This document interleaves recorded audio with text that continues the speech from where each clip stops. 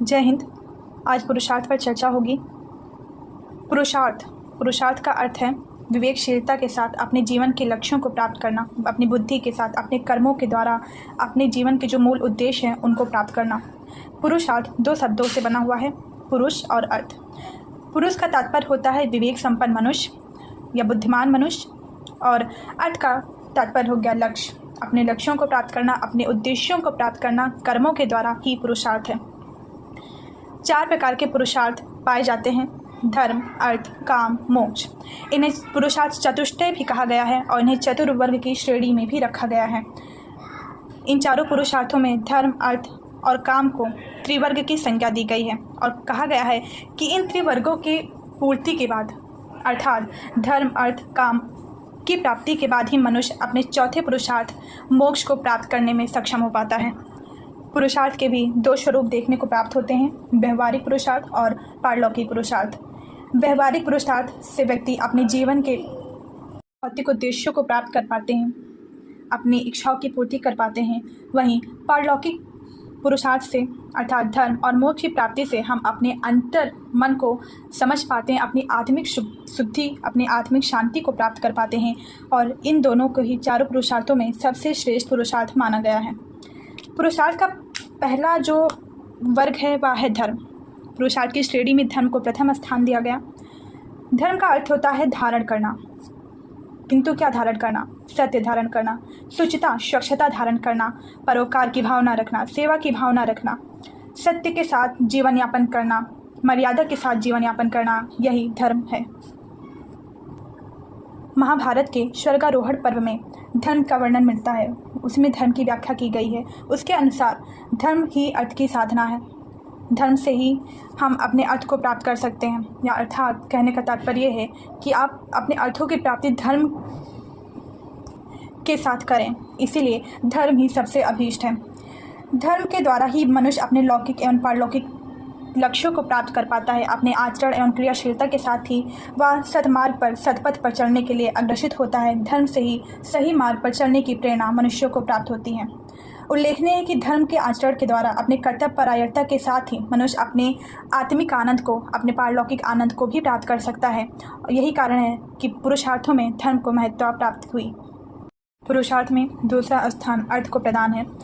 अर्थ से अभिप्राय उन सभी साधनों से, उन सभी माध्यमों से है जिनसे मनुष्य स्वयं को धन्यवान बनाता है, स्वयं को समृद्धवान बना पाता है और अन्य पुरुषार्थों को प्राप्त करने में सामर्थ्यवान हो पाता है। अर्थ के द्वारा ही मनुष्य अपने सांसारिक जो सुख हैं, सांसारिक इच्छाएं हैं, उनकी पूर्ति कर पाता है। भौतिक सुख, जैसे किसी को घर बनाना है, किसी को अध्ययन अध्यापन में और उच्चतर स्तर को प्राप्त करना है, अध्ययन के लिए भी हमें अर्थ चाहिए, घर बनाने के लिए भी हमें अर्थ चाहिए, अपने अन्न भंडारण के लिए हमें अर्थ चाहिए। कुल मिलाकर इन सभी प्रकार के जो सांसारिक सुख हैं, जो पारिवारिक सुख हैं, भौतिक सुख हैं, उनको पूर्णता प्रदान करने के लिए ही अर्थ की व्यवस्था की गई है। और यह अर्थ भी किस प्रकार से अर्जित किया जाए? धर्म के तरीके से। महाभारत में इसी का वर्णन मिलता है कि धर्म अर्थ की साधना है, अर्थात हम अर्थ को यदि प्राप्त भी कर रहे हैं तो धर्म के साथ, धर्म के मार्ग के साथ, धर्म के मार्ग पर चलकर ही हम अर्थ का अर्जन करें, धन का अर्जन करें। कौटिल्य अर्थ को धर्म और काम का मूल मानते हैं। वहीं डॉक्टर राधाकृष्ण के अनुसार अर्थ के अंतर्गत भौतिक संपत्ति तथा अधिकार लिप्सा भी समाविष्ट है, अतः इसमें जीवन के राजनीतिक पक्ष भी शामिल हो जाते हैं। कहने का तात्पर्य यह है कि अर्थ के अंतर्गत ही हमारी जो भौतिक संपत्ति, हमारी जो भौतिक क्रियाकलाप हैं, भौतिक रूप से हमने जो कुछ भी अर्जित किया है वह सब अर्थ में शामिल हो जाता है। इसको ध्यान में रखा जाए तो व्यक्ति का जो राजनीतिक जीवन होता है वह भी अर्थ के ही श्रेणी में आता है। महाभारत में अर्थ को परम धर्म माना गया। कौटिल्य ने अर्थ को प्रधान तत्व की संज्ञा दी है। तीसरा स्थान काम का है। काम की प्रवृत्ति आसक्ति मूलक वासनाजन होती है या विभिन्न प्रकार की आकांक्षाओं एवं इच्छाओं से पूर्ण होती है। काम मानव की एक सहज भाव प्रवृत्ति है जो मनुष्य के अंदर विद्यमान रहती है। विभिन्न प्रकार की इच्छाओं को रखना भी काम ही है। काम भी अर्थ की भांति एक साधन है आपके स्वस्थ जीवन जीने के लिए, धर्मपूर्वक जीवन जीने के लिए हम इसे एक साधन के रूप में प्रयोग कर सकते हैं। काम साधन है, ना कि साध्य, अर्थात एक माध्यम है आपके जीवन यापन का, आपके जीवन संचालन का, किंतु आपका परम लक्ष्य नहीं कहा जा सकता। अर्थशास्त्र के अनुसार काम तभी श्रेय माना गया है जब वह धर्म एवं अर्थ को बाधा न पहुँचाए। कहने का तात्पर्य आपकी इच्छाएं, आपकी आकांक्षाएं या आपकी वासनाजन प्रवृत्तियां इतनी नियंत्रित होना चाहिए कि वह आपके धार्मिक जीवन को, आपके आर्थिक जीवन को बाधित ना करे, उससे नुकसान ना पहुंचाए।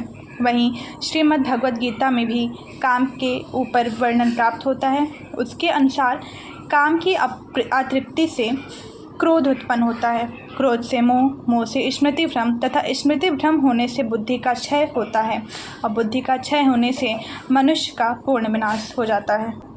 कहने का तात्पर्य यह है कि मनुष्य के भीतर कामाशक्ति जितना अधिक होगी, वह उससे जितना अधिक अतृप्त होगा, उसके अंदर क्रोध भी उतना अधिक उत्पन्न होगा और क्रोध से उसको स्मृति भ्रम होगा, उसकी स्मृति क्षीण हो जाएगी, उसकी बुद्धि क्षय होगा और इस प्रकार से मनुष्य का समूल विनाश हो जाएगा। इसलिए काम पर नियंत्रण रखना आवश्यक है। वहीं मनुस्मृति के अनुसार धर्म, अर्थ एवं काम के समुचित समन्वित सेवन से ही मनुष्य को सुख मिलता है, अर्थात वह मोक्ष को प्राप्त हो सकता है। पुरुषार्थ की श्रेणी में चौथा स्थान मोक्ष को प्राप्त है। इसे ही सभी पुरुषार्थों में सबसे श्रेष्ठ एवं परम लक्ष्य माना गया है।